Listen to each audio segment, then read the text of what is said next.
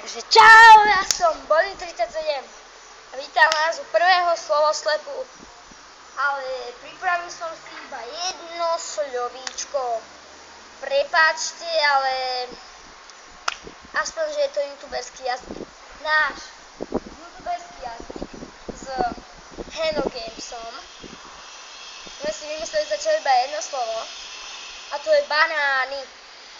Banány sú ako keby barany, hej. Normálne ma dopovedzte doma. Banány!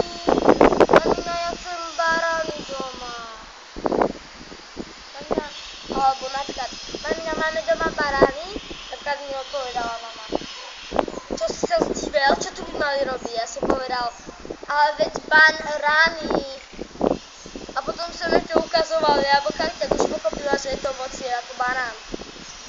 Alebo keď som hovoril vonku, že ja by som chcel banány v obchode, majú ich? A predávačka mi povedala, že banány máme, ale aké by ste chceli? Jasné, že máme banány. A som povedal, ale banány, ktoré sa pasú vonku! No, proste takto to ďalej pokračovalo.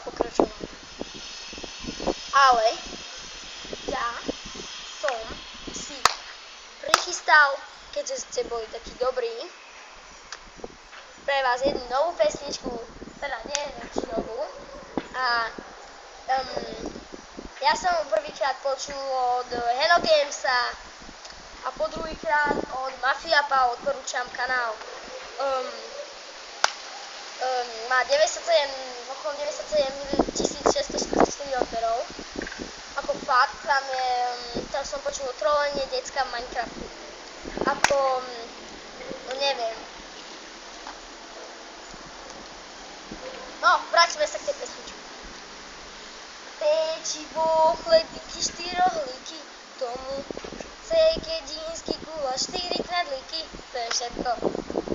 Keďže si prichystal pre vás aj opakovanie tohto, tak ešte raz vám poviem. Pečivo, počkajte, pečivo, chleba, 4 rohlíky, k tomu segedínsky guláš, 4 knedlíky, jednoduché. A dá sa na tom dosť zasmiať, ale Mafiapa, odporúčam ten kanál, ale aj Hello Games není na zahodenie.